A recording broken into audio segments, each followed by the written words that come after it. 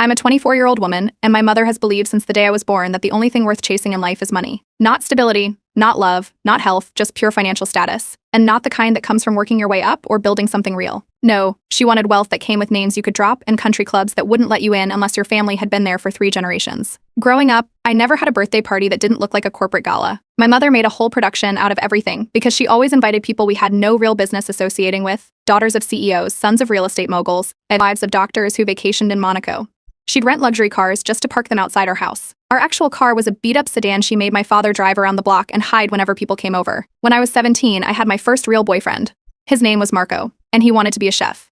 He was sweet, thoughtful, and saved up for months just to take me out for sushi on our 6-month anniversary. When my mother found out he lived in a 2-bedroom apartment with his family and his dad drove a city bus, she went ballistic. She told me I could either end the relationship or stop being her daughter. I cried for 3 days before I finally did it. I didn't even tell Marco the real reason, I just ghosted him. After that, I stopped telling her about anyone. Not that there was much to tell. She spent the next few years building a fantasy around me. She would casually tell her friends I was seeing someone in finance or dating the son of a tech CEO. I was single the whole time.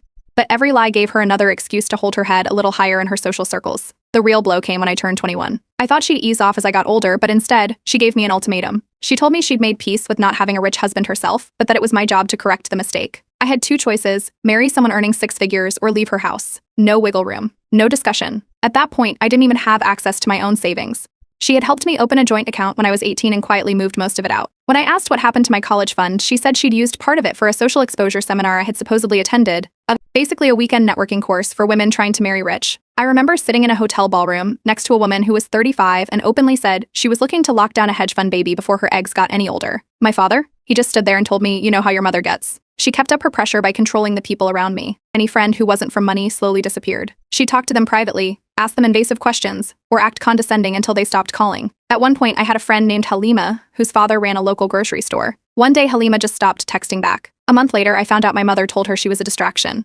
By 22, she started parading men into our living room like we were hosting open house interviews. She'd host these casual dinners with her friends and their sons, guys I had zero connection with, most of them clearly there under pressure from their mothers too. One of them asked me how much I weighed before dessert was even served. Despite it all, I tried to build something for myself. I got an internship and eventually a job at a small startup doing marketing. It wasn't glamorous, but I loved the energy, the freedom.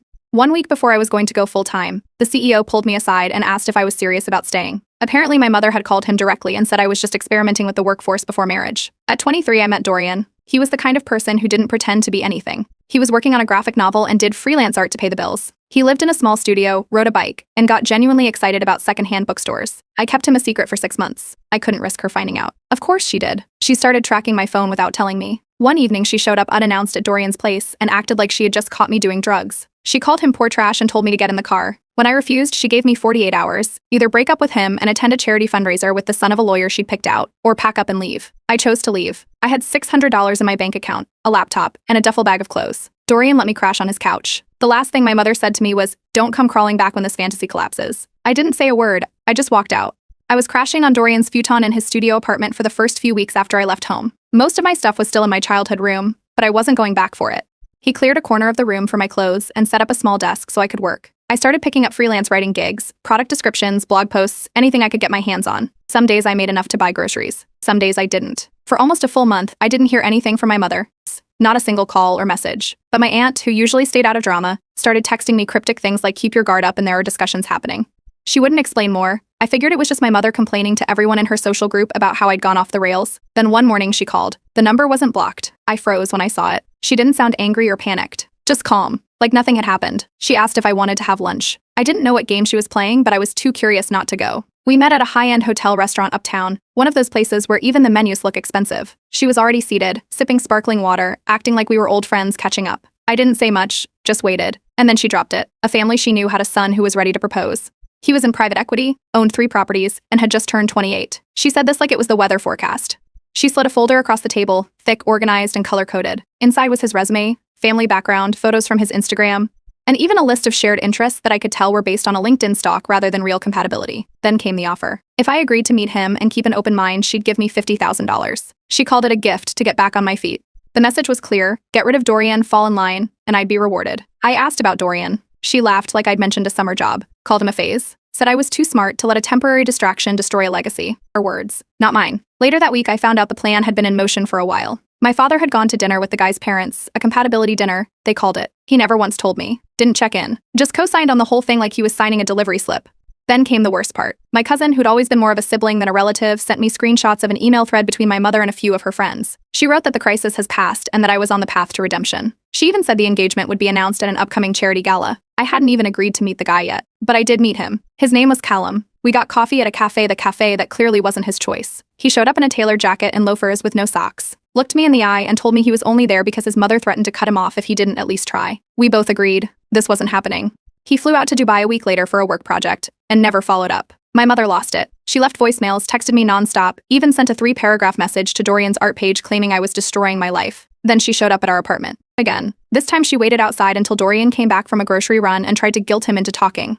He asked her to leave. She called the police and claimed he was harassing her. That pushed us over the line. Dorian filed a report and we started the process for a restraining order. We also contacted the building manager because she had somehow convinced a neighbor to let her into the lobby more than once. We found out she had sent a woman, some vague friend from the gym, to knock on our door and pretend to be looking for a lost dog. When I asked her who sent her, she just smiled and said she was told someone needed help here. We moved a few weeks later. New place, new locks, different part of the city. I didn't tell anyone in my family where. We packed everything in 2-car trips and left the futon behind. Starting over was necessary, but the damage? That didn't stay behind. A few weeks after we moved, Dorian started getting emails from random accounts. At first they looked like spam, generic subject lines, vague threats, but then they got more personal. One called him a parasite. Another accused him of using me to climb out of poverty. A few even referenced his past projects, twisting details like he had lied about everything. We brushed it off until one came with a screenshot of his art posted next to an old photo of me and my mother at a fundraiser from years ago. That one wasn't public anywhere. Then his publisher called. They had received an anonymous tip. The message claimed Dorian was manipulating a vulnerable woman from a wealthy background and using that connection to position himself as an underdog artist. But they said there were reputational concerns and that, until everything was reviewed, they were pausing his promotional cycle and delaying the rollout of his next release. They asked for a detailed timeline of our relationship, how we met, when we started dating,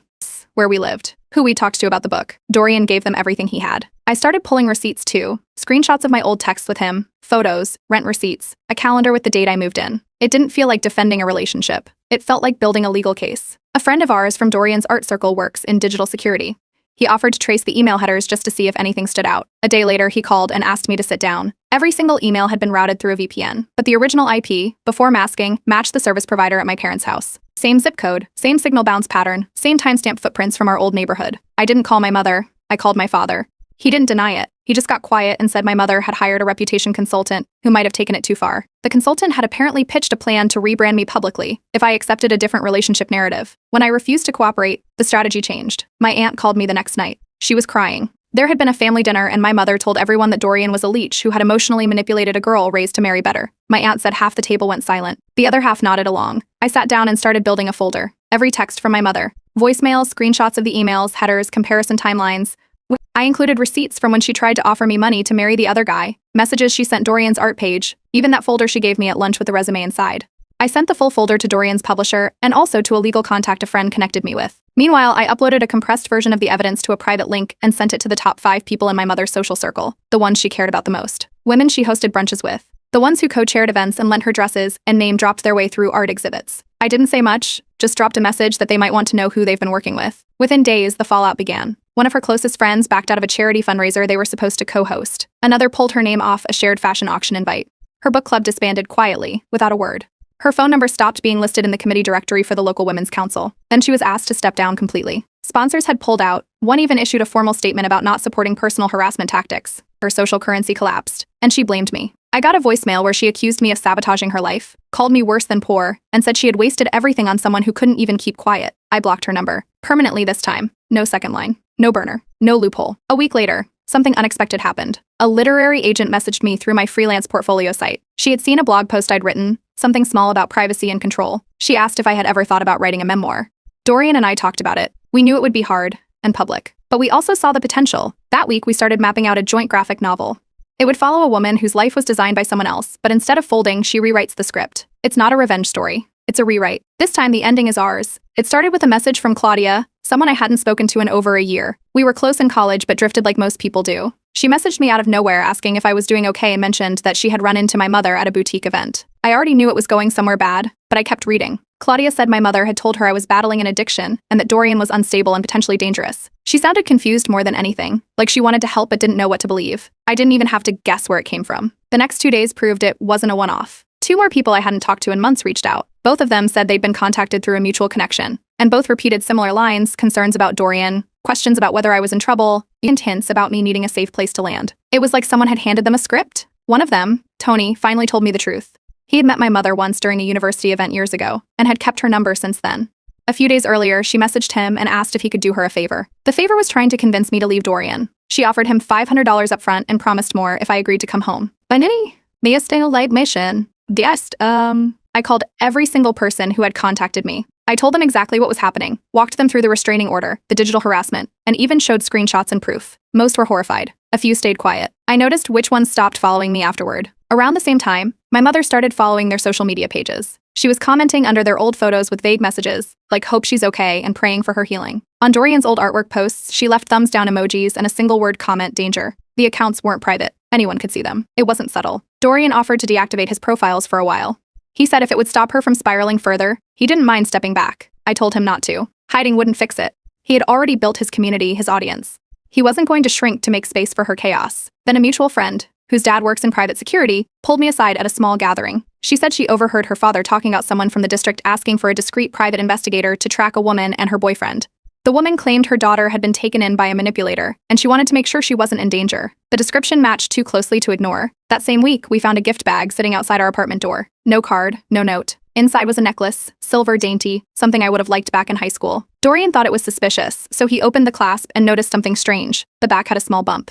He took it to a tech-savvy friend who examined the bump under the clasp and confirmed it was a tiny Bluetooth tracker, the kind used for product testing or pet collars. We reported it to the police immediately. The restraining order violation report was updated. This wasn't just harassment anymore. It was surveillance. Then she went after my job. One of my freelance clients forwarded me an email they got from someone claiming to be my mother. The message called me unstable, said I had violent mood swings, and warned them about working with me. Luckily, my client didn't fall for it. Instead, they sent me the email and asked if I was okay.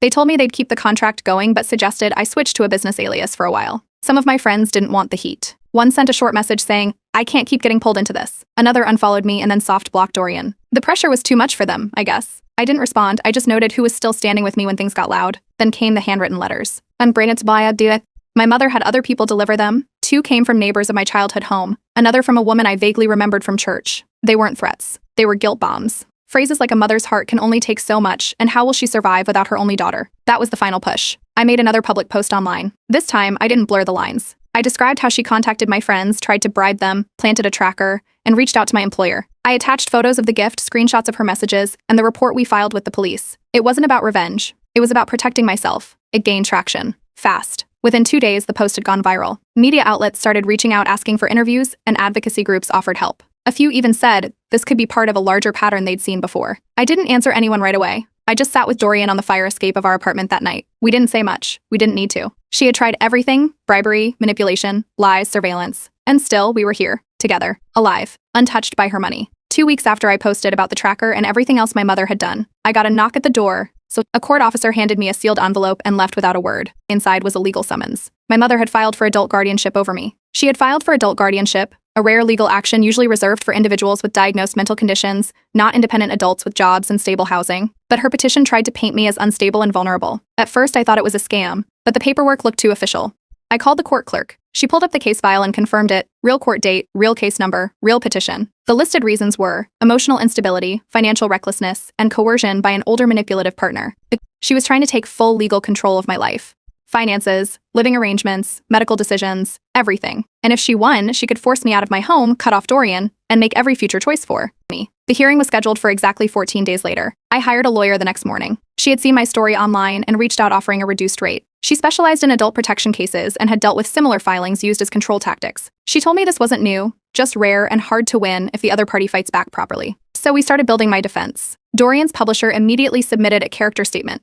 They included the timeline of his promotion pause and reinstatement, and how I had helped clear his name. 2 of my freelance clients wrote letters about my professionalism, how I met deadlines, managed contracts, and even helped expand their content reach. My old professor from college sent an email detailing my leadership in group projects and my ability to handle pressure. We added all of that to my file. Then something unexpected happened. A woman named Lucinda contacted my lawyer. She had been one of my mother's longtime friends until a few years ago, when her daughter married someone who worked as a mechanic.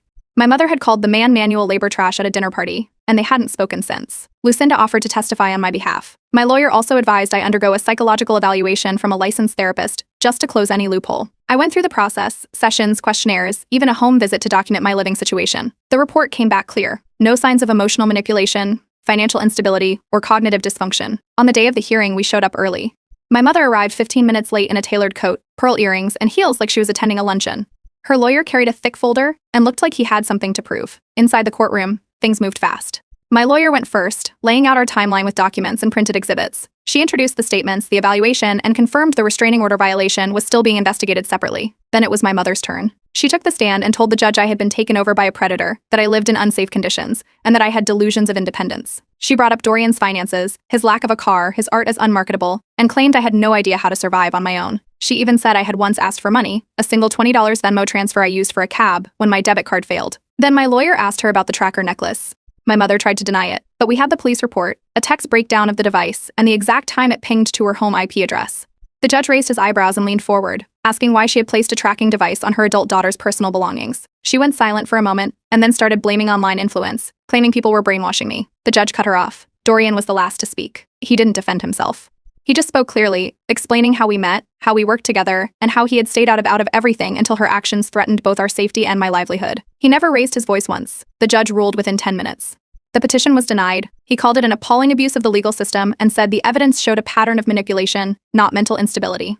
He even ordered a warning notation on the case file so it couldn't be refiled under a different pretense without strict review. That's when my mother lost control. She stood up in court and screamed that everyone was letting her daughter be ruined by poverty. She knocked over her folder, accused the judge of being biased, and had to be removed by a bailiff. The judge cleared the room immediately after, just in case she tried to come back. The next morning, her lawyer filed a notice that he was dropping her as a client.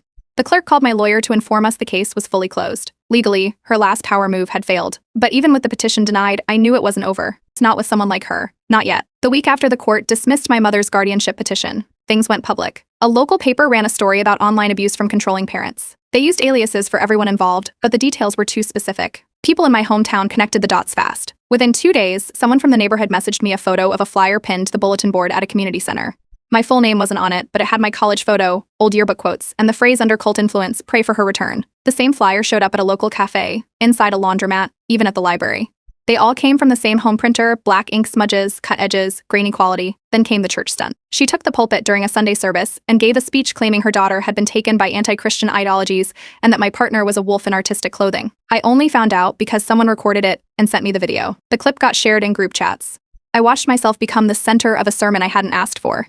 My mother didn't stop at me. She turned on my father too. In a follow-up speech during a church brunch, she called him passive and weak, blamed him for allowing this corruption, and hinted that he had always been indifferent to the spiritual future of his family. That's when things really broke apart. 2 nights later, my father messaged me. I filed for separation.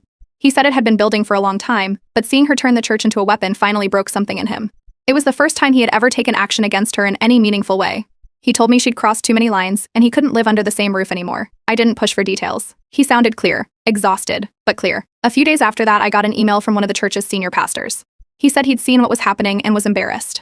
He apologized on behalf of the church and clarified that she'd acted without any support from leadership. The church board met later that week and placed her on a leave of absence from the event planning committee. Not long after, she launched a blog. The title was How I Lost My Daughter to Greed and Lust. It was filled with dramatic fiction dressed up as fact, posts about how I snuck out at night to meet strange men, how I stole from her to buy makeup, and how I begged for expensive things and then turned around and embraced poverty. None of it was real. She wrote like she was submitting to a tabloid editor, and people started reading it. I posted my response online, titled How Wealth Broke My Mother. It was a short article with embedded call logs, screenshots of her emails, and police reports, each one carefully redacted but clearly structured. I added a timeline of key events and included short voice clips of her threats. I didn't accuse her. I let her own words speak. The article spread fast. Newsletters picked it up, activist pages reposted it. I got an email from a clothing brand that promotes economic justice.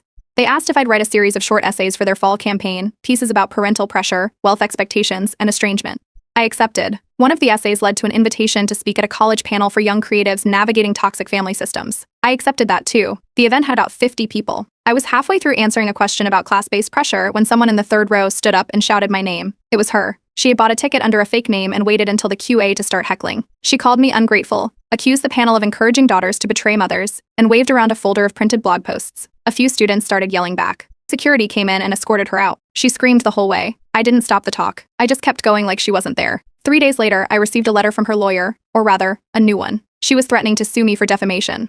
My lawyer sent back a short response. Every piece of content I had posted was factual, documented, and protected. She never followed through. Instead of trying to fix ties with old friends who had vanished when things got tough, I started pouring into the ones who had stayed. The friend who sent me the video from the church. The client who backed me when my mother tried to sabotage my work. The professor who checked in every month like clockwork. That group became my base. Meanwhile, Dorian's graphic novel, loosely inspired by our story, took off.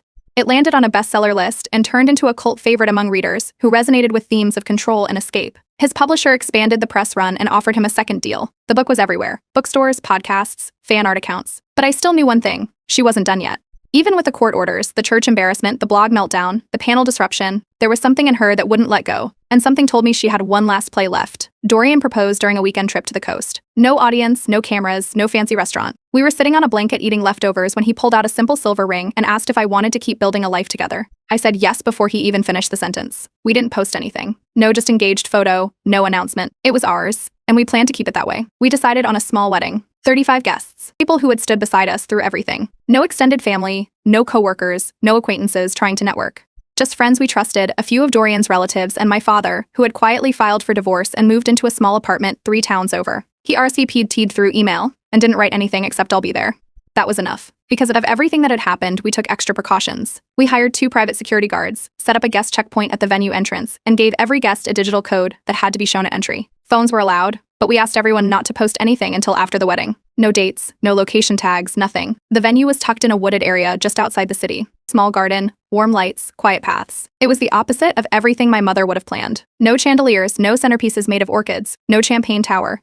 Just long wooden tables, homemade food, and music from a friend's speaker system. A week before the wedding, we noticed something odd. My second cousin, who we had invited reluctantly, posted a vague Instagram story showing the venue gates with a caption that said, "Something magical coming soon." No names, no direct clues, but if you were looking for it, it wasn't hard to figure out. We asked him to delete it, and he did. But it was already too late. On the day of the wedding, everything was calm, until 15 minutes before the ceremony. A woman in a beige trench coat arrived at the checkpoint, carrying a white bouquet and demanding to be let in. She claimed she was the mother of the bride and shouted that her daughter was being sacrificed to poverty in front of God and everyone. Security stopped her at the gate. She started yelling louder. It was my mother. She dyed her hair darker and wore a wig cap underneath like it was a disguise. The bouquet was fake, plastic roses wrapped in tulle. She wore heels, heavy makeup, and a pin that said "Proud Mother" across her lapel. The guards asked her to leave. She refused and started a scene, loud, dramatic, theatrical. She accused Dorian of stealing me.